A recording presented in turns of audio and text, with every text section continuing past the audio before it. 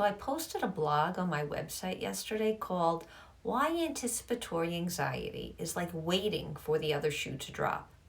It was so well received that I decided to turn it into a live video in hopes of reaching more people. My wish is that this message offers you hope, understanding, and a way to affect positive change in your life. How many times have you heard the phrase, waiting for the other shoe to drop? I know I have said it many times.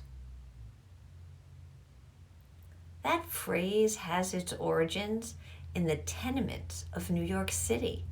The story goes that at the turn of the century, apartments were built with bedrooms on top of one another.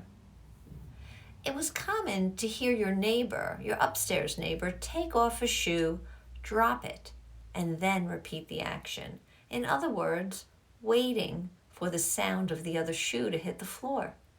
It became known as the anticipation for something you knew was coming. Isn't that interesting? This has now become synonymous with anxiety, specifically anticipatory anxiety. According to Psychology Today, about 85% of the things people worry about never happen. Think about that. 85% of us are lost in thought, which creates an emotional experience of worry, anxiety, or fear about something that will never happen. That uses a lot of emotional and physical energy. It can leave you feeling exhausted, sad, confused, unable to take action steps to move you forward in your life, and feeling disconnected from things that can bring you joy. It may even create the need to turn away from feelings because they are so painful, which can lead to all types of addictions and distractions.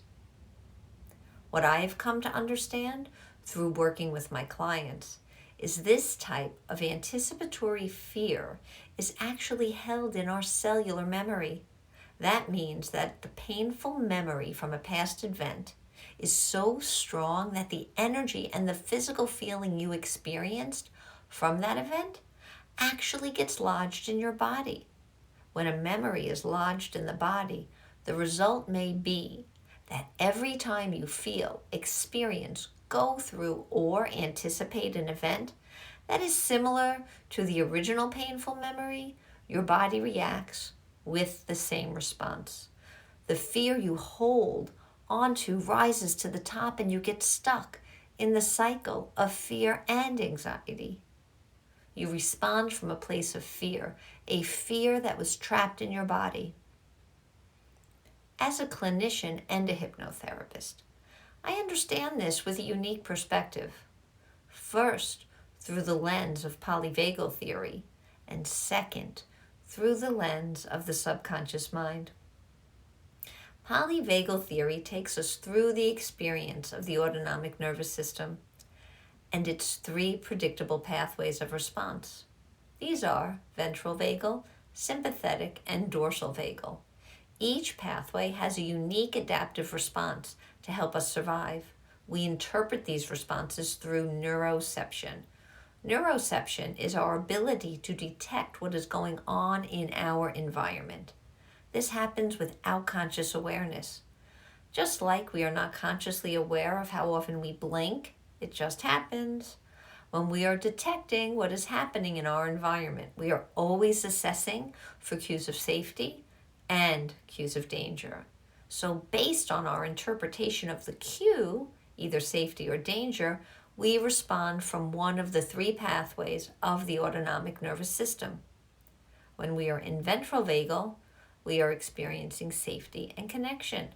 When we are in sympathetic, we are in mobilized fight-flight state. When we are in dorsal, we are in a state of immobilization, conserving our energy and resources. Keeping polyvagal theory in mind lets us move on to understanding why we are waiting for the other shoe to drop from the perspective of the subconscious mind. The subconscious mind has no sense of time. It does not know the difference between real and imagination, and it reacts from old programming. until those old programmed messages are healed. When it comes to the emotional experience of anxiety, this is something that is experienced when our sympathetic system is activated. It's true. Anxiety is an emotion. We interpret a physical sensation we feel in the body and label it anxiety or maybe fear. We are activated in some way. If the sensation feels like a tightness in the chest, we immediately interpret that as a cue of danger. This happens because we learned a long time ago, maybe as a child, that every time my parents fight, I get scared, my chest gets tight, and I'm anticipating something really bad may happen next. Now, it doesn't matter if something bad happened or not. The body has a cellular memory of that tight chest, and this is connected to the strong emotions. The sympathetic system is activated, and you are in fight or flight. You learned to experience anticipatory anxiety every time you get a feeling of tightness in the chest. Since the subconscious mind has no sense of time, you respond to the event in front of you with the very same or very similar coping skills you developed when you were young. Now, as an adult, every time the sympathetic system is active, you experience this anticipatory anxiety. It is interpreted as a cue of danger. The shoe is about to drop. What if you were able to change this perception? What if you still felt that feeling in your chest, but did not have to automatically jump into your imagination and go into all of the stories of a bad outcome? What if the feeling in your chest was just a message to you to pay attention to yourself just for a moment or two? It is an invitation to tune into what you are internally experiencing. Slow down to carefully assess the situation. Imagine that the tight feeling did not mean something bad was going to happen, but instead means you can have a positive outcome in this situation. You can be in charge of how you respond. It is possible that what you are anticipating is a good thing. And when you get that feeling in your chest, it means to be excited about the next event, not scared. You have the power to change your response. You have the power to change your thoughts. You really do. So here are some steps to take on how to do this. When you feel that physical feeling in your body, stop and pause. Take a breath in and let the exhale be longer than the inhale. Take a few of those breaths, being sure that when you inhale, you are taking a deep abdominal breath so you can feel your belly rise up each time you inhale. And notice how the physical feeling of the body begins to shift or become alleviated as you breathe this way. Become aware of your physical body.